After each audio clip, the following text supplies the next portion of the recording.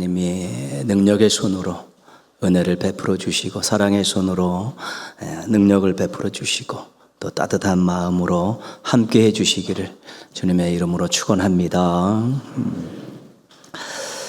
출사표를 던진다 이런 말이 있습니다.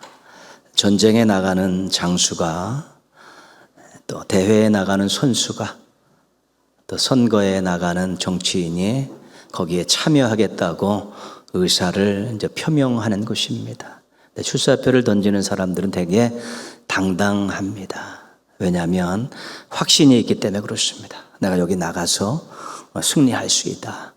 시작부터 아주 확신을 가지고 사기 드높은 모습으로 그렇게 첫 출발을 합니다.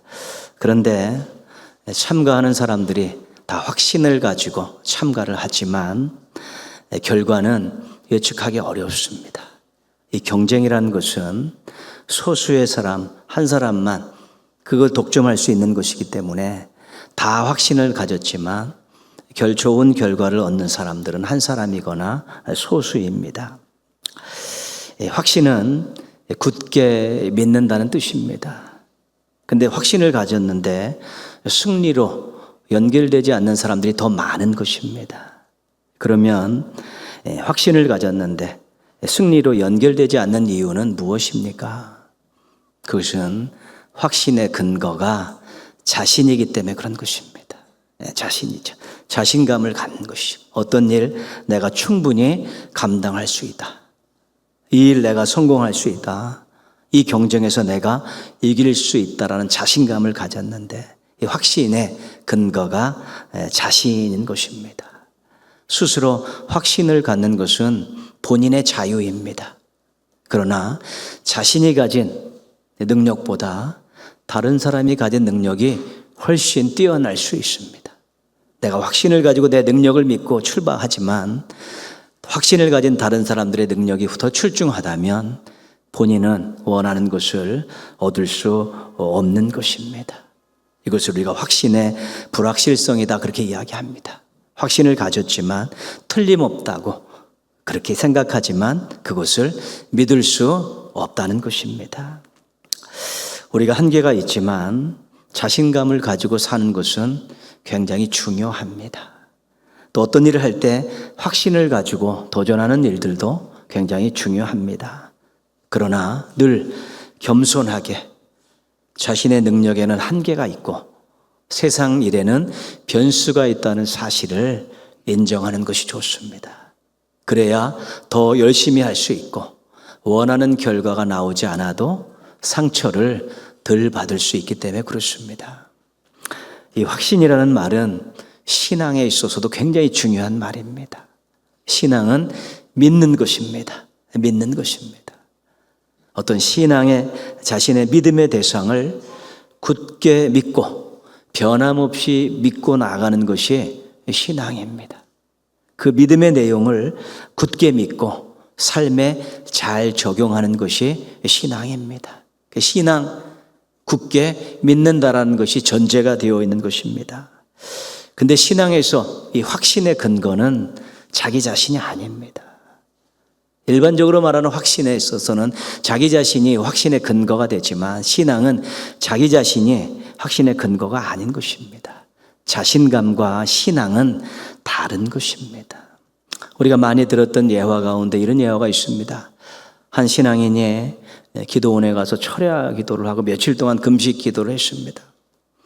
그리고 이제는 집으로 돌아오는 길에 큰 저수지를 하나 보게 됩니다. 근데 읽었던 말씀이 떠오릅니다. 무리를 걸으셨던 예수님께서 베드로에게 걸어오라고 하는 것이죠. 베드로가 걷다가 이제 두려움에 빠져서 빠지게 된 거죠. 그때 예수님께서 베드로에게 믿음이 없는 자여 왜 의심하였느냐 이 말씀하신 게 기억이 났습니다. 며칠 동안 금식하고 철야기도 하고 가지고 충만했습니다. 나는 무리를 걸을 수 있을 것 같다. 베드로보다 훨씬 의심하지 않고 주님만 바라볼 수 있을 것 같다. 그런 마음이 들었습니다. 그래서 저수지로 걸음을 옮기고 들어갔습니다. 아직까지 나오고 있지 않습니다.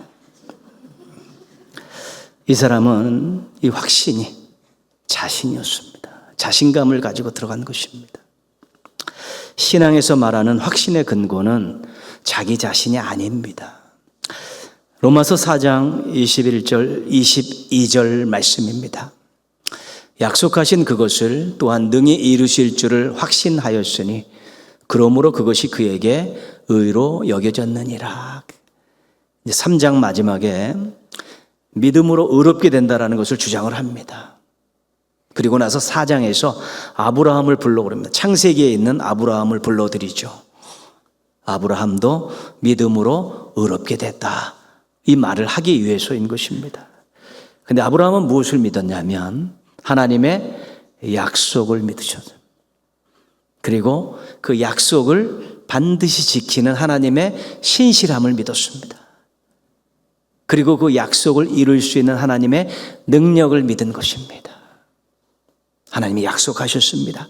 하나님의 약속을 꼭 지키시는 분입니다. 하나님 그 약속을 지킬 만한 능력을 가지고 계신 분입니다. 그 믿음을 가지고 본토 고향 친척집을 떠나서 출발하게 됐고요. 그 믿음을 가지고 이삭을 바칠 수 있었다는 것입니다.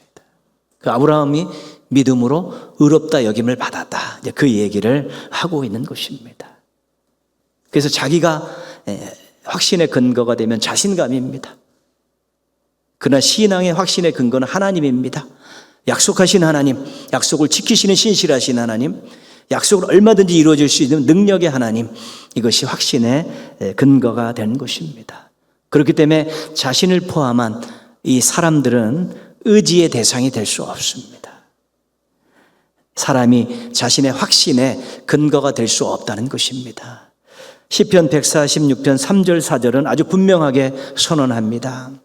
귀인들을 의지하지 말며 도울 힘이 없는 인생도 의지하지 말지니 그의 호흡이 끊어지면 흙으로 돌아가서 그날에 그의 생각이 소멸하리로다. 힘이 있는 사람, 능력이 있는 사람, 재산이 있는 사람, 높은 자리에 앉아 있는 사람, 우리가 인생 살면서 이들을 의지하고 살려고 하는 것이죠. 도움을 받는 것은 확실합니다. 그러나 의지의 대상이 않습니다. 그들이 가지고 있는 힘이라는 것, 그들이 가지고 있는 재산이라는 것, 그들이 앉아있는 높은 자리라는 것은 한순간에 무너질 수 있다는 것입니다. 평생 그들의 곁에서 그들을 지켜주지 못하는데 그렇다고 그 사람들을 의지한다고 해서 자신의 신앙이, 자신의 삶이 결단코 안전할 수 없다는 것입니다. 신앙인은 하나님을 의지의 대상으로 모셔야 되는 것입니다. 자신이 가지고 있는 모든 확신의 근거가 하나님이 되어야 된다는 것입니다. 시편 146편 5절은 이 점을 아주 깔끔하게 정리해 주고 있습니다. 같이 읽습니다. 야곱의 하나님을 자기의 도움으로 삼으며 여호와 자기 하나님에게 자기의 소망을 두는 자는 복이 있도다. 그렇죠. 내가 믿는 하나님은 나를 도와주실 마음을 갖고 계신 분입니다. 내가 믿는 하나님은 나를 도와주실 수 있는 능력을 가지고 있는 분입니다. 내가 믿는 하나님은 나의 미래를 책임져 주실 수 있는 분입니다. 그래서 그 하나님을 의지하는 것이고요. 그 하나님께 자신의 모든 근거를 거기다 두고 있는 것입니다. 하나님이 도와주실 마음, 사랑의 마음을 가지고 있다는 것, 도와주실 수 있는 능력을 가지고 있다는 것, 미래의 일까지 다 책임지실 수 있다는 그런 확신이 있을 때 무언가를 행할 수 있는 것이고 당당하게 자신 있게 인생을 경영해 갈 수 있는 것입니다. 왜요? 자신의 확신의 근거가 자기 자신이 아니라, 자신감이 아니라 하나님이시기 때문에 사랑을 가지고 능력을 가지고 자신을 책임지실 수 있는 하나님이 자신의 확신의 근거고 의지의 근거이기 때문에 무언가를 행할 수 있는 것입니다. 스코틀랜드 침례교 목사인 오스왈드 챔버스 목사님이 이런 말씀을 하셨습니다. 우리의 모든 고민과 걱정은 하나님 없이 계산함으로써 시작됩니다. 자기를 가지고 자기 능력과 자신이 가진 것 가지고 계산하면 고민과 걱정은 끊어질 수가 없습니다. 그러나 하나님을 놓고 계산하게 되면 고민과 걱정을 내려놓을 수 있게 되는 것이죠. 왜? 자신을 뜨겁게 사랑하시는 하나님, 천지 만물을 만드신 능력 전능하신 하나님, 자신의 미래를 위해 귀한 것들을 예비해 놓으신 하나님, 그 하나님께 모든 것들에 대한 근거를 갖게 될 때 확신이 있고 소망이 있고 또 기쁨을 가질 수 있게 되는 것입니다. 자신에서 나온 확신이 아니라 하나님을 근거한 확신을 가지십시오. 그래야만이 담대하고 당당하고 소망을 가지고 살아갈 수 있게 되는 것입니다. 인간을 의지하고 자신의 확신을 인간에게 두지 말고 자신의 모든 확신을 하나님께 두어서 지금보다 훨씬 더 당당하고 멋지고 아름다운 인생을 만들어가는 우리 성도들 되시기를 주님의 이름으로 부탁드리겠습니다. 이 세례는 예수님 믿고 구원받은 사람에게 주는 표입니다. 우리가 지난주에도 세례식을 했죠. 하나님 앞과 사람 앞에서 이 사람은 예수님을 믿고 구원받은 사람입니다 라고 주는 것입니다. 세례 문답을 할 때 몇 가지 중요하게 짚어주는 것이 있습니다. 그 중에 한 가지가 구원받았습니까? 하나님의 자녀입니까? 천국 갈 수 있습니까? 이렇게 묻습니다. 그러면 세례를 준비하시는 분들이 예라고 대답합니다. 그러면 구원받은 근거가 무엇입니까? 하나님의 자녀라고 말할 수 있는 근거가 무엇입니까? 천국 갈 수 있다는 근거가 무엇입니까? 이렇게 묻습니다. 오늘 제가 여러분에게 여러분이 구원받고 하나님의 자녀가 됐고 천국 갈 수 있는 근거가 뭐냐고 물으면 여러분들은 무엇이라고 대답하겠습니까? 대부분은 다 예수님 믿었기 때문입니다. 그렇죠? 맞습니다. 정답입니다. 그러나 우리가 조금 더 제가 보충 설명을 이제 세례받는 분들한테도 드리는데 조금 더 우리가 넓고 깊게 생각해야 되는 부분이냐면 근거는 하나님의 말씀입니다. 주 예수를 믿으라. 그리하면 너와 내 가족이 구원을 받으리라. 영접하는 자 곧 그 이름을 믿는 자들에게는 하나님의 자녀가 되는 권세를 드렸다. 하나님이 믿으면 구원받는다고 약속해 주셨습니다. 하나님이 예수 그리스도를 구주로 영접하면 자녀된 삼아주신다고 약속하셨습니다. 나는 그 하나님의 약속의 말씀을 믿습니다. 하나님 그 약속의 말씀을 꼭 지키실 것을 믿습니다. 그래서 내가 예수님을 믿었기 때문에 나는 구원받았습니다. 나는 하나님의 자녀입니다. 나는 천국 갈 수 있습니다. 이렇게 대답을 하라고 보충 설명을 해주는 것입니다. 우리의 구원받았다는 확신의 근거가 하나님께 있는 것입니다. 약속하신 말씀에 있고 약속을 이루시는 신실함에 있고 죄와 사망에서 나를 구원하실 수 있는 하나님의 능력에 우리의 구원의 확신의 근거가 거기에 있는 것입니다. 그런데 예수님을 믿었기 때문, 예수님을 믿게 해주셨기 때문 이 두 가지를 잘 구별할 수 있어야 되는 것입니다. 우리가 복음을 전하며 복음을 제시하고 예수님을 마음의 구주로 영접하시겠습니까? 물을 때 선뜻 하겠다고 받아들이는 사람이 있고 안 하겠다라고 거절하는 사람도 있습니다. 임종을 앞둔 분들을 찾아가서 복음을 제시하고 인생의 마지막입니다.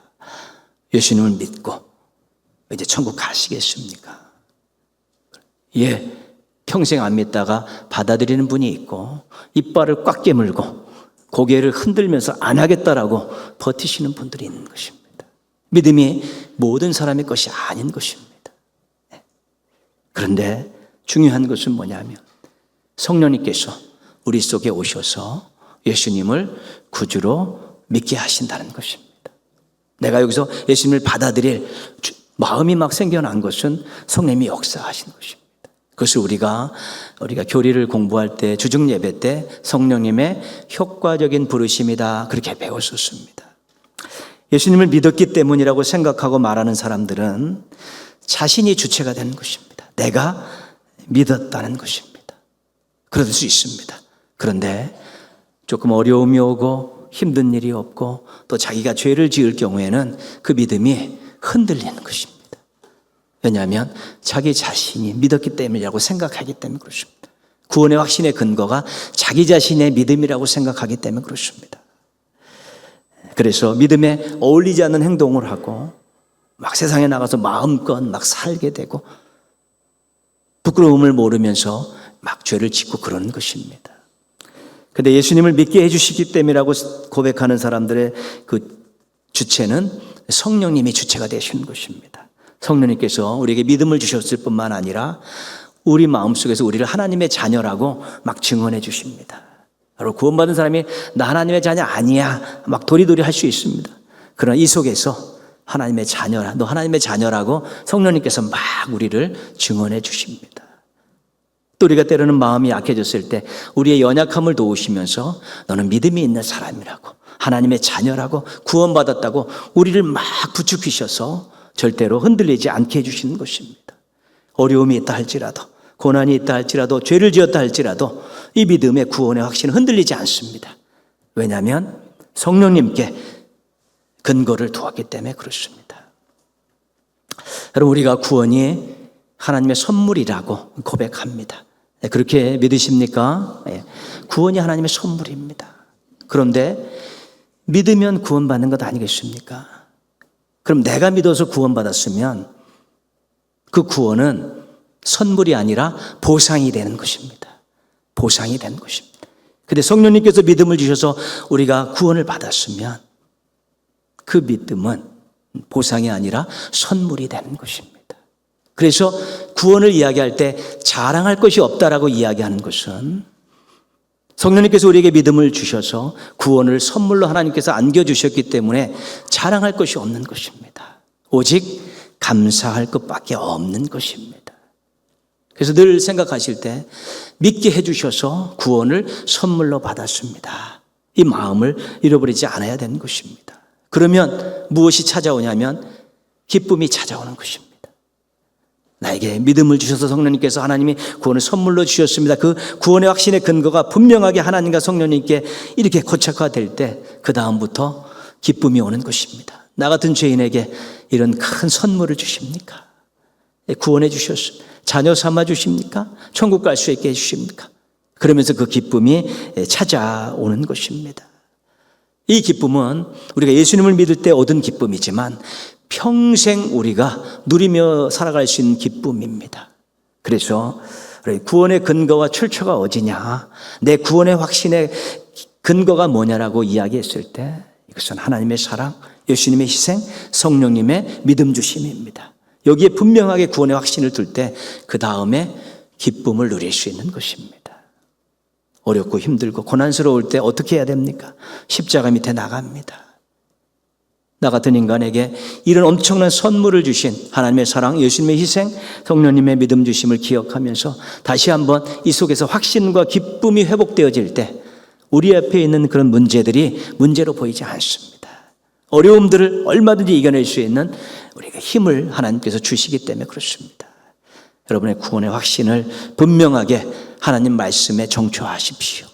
그리고 그때부터 솟아나는 샘솟는 기쁨을 잘 가지고 멋진 인생, 행복한 인생 만들어 가시기를 주님의 이름으로 부탁드리겠습니다. 예수님께서 제자들을 3년간 훈련을 시키셨습니다. 그런데 예수님의 마지막 순간에 제자들은 조금 예수님 보실 때 실망스러운 모습을 보였습니다.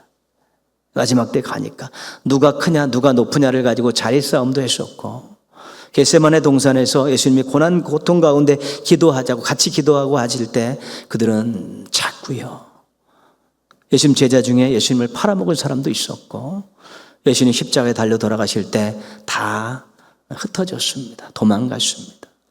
예수님이 3일 만에 부활하셨습니다. 그리고 예수님이 제자들을 찾아가셨습니다. 이거 볼 때 우리 예수님 참 속 좋으신 분이구나, 그렇죠. 다 배신했는데 또 찾아가시죠. 그게 우리 하나님이고 우리 예수님의 사랑입니다. 찾아가 제자들 앞에 나타나서 부활하셨던 모습을 보여주셨습니다. 그때 제자들의 마음이 흔들렸습니다. 죽으셨다가 사흘 만에 부활하신다고 했는데 진짜네? 진짜 그 말씀대로 이루어졌네? 그런 마음이 생긴 것입니다. 그 예수님께서 40일간 계시면서 승천하실 때 제자들에게 약속하신 것을 기다려라, 약속하신 성령을 기다려라, 그리고 올라가셨습니다. 120명의 제자들과 성도들이 모여서 다락방에서 기도하는데 성령이 강림하셨습니다. 눈으로 귀로 확인하시고 성령이 강림하시고 충만했고 방언들을 하기 시작했죠. 제자들의 마음에 또 한 번 큰 울림이 있었습니다. 약속하신 거 기다리려고 하셨는데 기다렸더니 오셨네? 말씀한 대로 오셨네? 그런 것입니다. 부활과 성령 강림이라는 것이 예수님 말씀하신 그대로 이루어지는 것들을 경험하고 나서 제자들이 180도 바뀌어버렸습니다. 확신의 근거가 예수님의 말씀에 딱 붙들리게 됐을 때 그들이 새롭게 변화된 것입니다. 그래서 뛰쳐나갑니다. 예수는 그리스도다. 너희가 십자가에 못 박은 예수 그리스도를 하나님이 다시 살리셔서 주와 그리스도가 되게 하셨다. 복음을 막 전하기 시작합니다. 왜요? 확신이 분명하니까. 예수님의 말씀이 이루어졌다는 것들을 그 경험하니까 그 말씀 위에 자신들의 확신이 있으니까 이제는 막 복음을 전하고 사랑으로 서로 하나 되는 그런 삶을 살아내게 되는 것입니다. 유대 지도자들이 난리가 났습니다. 자신들이 죽였던 그 예수가 부활했다고 얘기하면서 그리스도라고 이야기하면서 복음을 전하니까 그 사도들을 공회로 잡아들인 것이죠. 위협하면서 예수 이름으로 이 뻥끗도 하지 말라라고 압력을 넣습니다. 그때 사도들이 우리가 보고 들은 것을 말하지 아니할 수 없다. 예수님이 말씀하신 그대로 이루어졌는데 예수님이 죽으셨다 부활하신다 그대로 이루어졌고 약속하신 건 기다렸는데 그대로 이루어졌는데 여기에 거짓이 어디 있느냐. 우리가 다 보고 들었는데 경험했는데 우리가 증인인데 어떻게 보고 들은 것을 말하지 않을 수 없냐라고 단칼에 거절했습니다. 돌아와서는 함께 또 모여서 기도하면서 이 확신을 가지고 하나님 말씀 잘 담대하게 전하게 해 주십시오라고 교회가 함께 기도를 했습니다. 이 멈추지 않는 이 제자들과 교인들을 보고 또 잡아들였습니다. 공회로. 그래서 경고했는데 너희 왜 듣지 않느냐. 우리는 증인이다. 결코 입을 닫을 수가 없다. 보고 들은 것이 있는데 예수님 말씀이 그대로 이루어진 것이 우리 눈앞에서 다 봤는데 어떻게 가만히 있을 수 있느냐고 또 거절을 했습니다. 그런데 유대 지도자들이 자존심도 상했고 자신들의 권위도 실추되니까 죽여야겠다고 생각하는 것입니다. 죽일 각오를 했습니다. 결정을 거의 내렸는데 가말리엘이라는 그 율법 교사 바리새인이 일어나서 설득합니다. 이것이 이들이 하는 일들이 사람으로부터 났으면 곧 사그러질 것이다. 그러나 하나님께로부터 났으면 절대로 너희가 어찌할 수 없고 오히려 너희가 하나님의 대적자가 될 수 있다. 그렇게 설득을 했습니다. 그랬더니 이 유대 지도자들이 알았다 그러고 채찍질을 막 때리죠. 엄청나게 주워 패고 그 다음에 석방을 했습니다. 오늘 41절 말씀입니다. 사도들은 그 이름을 위하여 능력을 받는 일에 합당한 자로 여기심을 기뻐하면서 공회 앞을 떠나니라. 채찍으로 맞았다는 살찜에 떨어지는 아픔이 있는 것이지. 그리고 한 번만 더 그러면 너희들 가만두지 않겠다, 죽이겠다라는 으름장까지 받은 상황인데 공회를 나가는 제자들이 기뻐했다는 것입니다. 기뻐했다. 어떻게 기뻐할 수 있었냐는 것이죠. 그 확신이 분명했기 때문에 그렇습니다. 예수의 이름의 능력에 대한 확신이 있었습니다. 자신들이 이 하는 일이 하나님 보시기에 합당한 일이고 합당한 자라고 여기신다는 확신이 있었고요. 하나님께서 자신들을 사용하신다는 확신이 있었던 것입니다. 그래서 처맞고 나오면서도 기뻐할 수 있었던 것입니다. 확신을 가지고 주의 일하면 기쁨이 있습니다. 하나님이 나를 사랑하셔서 이 일을 맡겨주셨다. 하나님이 나를 통해서 이 일을 통해서 하나님의 뜻을 이루고자 한다. 이런 확신이 있으면 힘들고 어려워도 기쁘게 일할 수 있습니다. 왜 나만 자꾸 불러내냐고, 왜 나만 자꾸 불러대냐고, 바빠 죽겠는데 힘들어 죽겠는데 왜 자꾸 나만 불러대냐고. 근데 이런 마음을 가지고 일을 하다 보면 기쁨이 하나도 없죠. 기쁨이 없죠. 나를 괴롭게 하는 일이 봉사가 될 수밖에 없는 것인데. 그래, 하나님 나를 사랑하셔서 이 거룩한 일에 동참시켜 주셨고, 하나님이 나를 사용하셔서 영광 받으시길 원하고, 하나님이 나를 사용하셔서 하나님의 뜻을 이루시길 원하신다라는 확신이 있으면 이 봉사라든가 사명이라는 것을 기쁘게 감당할 수 있고 끝까지 감당할 수 있게 되는 것입니다. 이것이 구원의 기쁨 위에 더해지는 쓰임받는 기쁨이라는 것입니다. 쓰임받는 기쁨입니다. 쓰임받는 기쁨. 내가 내 시간과 물질과 땀을 흘리면서 주의 일을 하는데 기쁜 것입니다. 왜냐하면 이 일을 할 수 있게 하나님께서 나를 불러주셨고 나를 사용하셨고 나를 통해 영광 받으신다는 확신이 있기 때문에 쓰임받는 기쁨이 있는 것이죠. 구원받은 기쁨은 신앙을 시작하면서 얻었던 기쁨입니다. 이것은 우리가 구원을 생각할 때마다, 하나님의 사랑을 기억할 때마다, 예수님의 희생을 기억할 때마다, 성령님의 도우심을 기억할 때마다 또 이렇게 샘솟듯이 또 솟아나는 기쁨으로 평생 맛볼 수 있는 것입니다. 근데 쓰임받는 기쁨은 신앙이 성장하면서 얻는 기쁨입니다. 봉사의 현장에서, 복음 전하는 현장에서, 거기서 동역자들과 함께 느끼는 기쁨이 쓰임받는 기쁨입니다. 우리가 함께 모여서 주의 일할 때 막 서로 웃으면서 기뻐할 수 있는, 하나님이 나를 사랑하셔서 이 귀한 일을 맡겨주셨습니다. 하나님이 나와 함께 일할 수 있는 동역자들을 주셨습니다. 그러면서 일하면 이 기쁜 것이죠. 복음을 전하고 사람들이 냉대하기도 하고 문전박대를 하기도 하지만 이 복음을 전하면서 하나님께서 나에게 이런 귀한 하나님의 생명을 살리는 일에 나를 동참시켜 주셨습니다. 하나님 나를 귀하게 여기셔서 보답할 수 있는 길을 주셨습니다 라는 마음을 가지고 하면 거기서 또 기쁨이 있는 것입니다. 결과가 아니라 하나님이 나를 사랑하시고 나를 통해 영광 받으신다는 그것 때문에 봉사 현장, 전도 현장에서 기쁨을 맛볼 수 있는데 이것이 쓰임받는 기쁨입니다.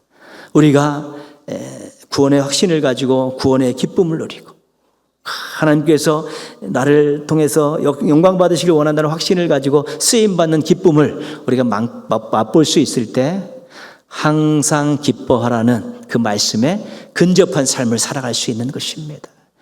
구원의 기쁨, 평생 얻을 수 있는 기쁨이고 주의 일하면서 우리가 쓰임받는 기쁨 자주 맛볼 수 있으면 그 두 가지 기쁨만 잘 가지고 있으면 우리가 완벽하지는 않지만 그래도 근접한 항상 기뻐하라는 삶을 살아낼 수 있게 되는 것입니다.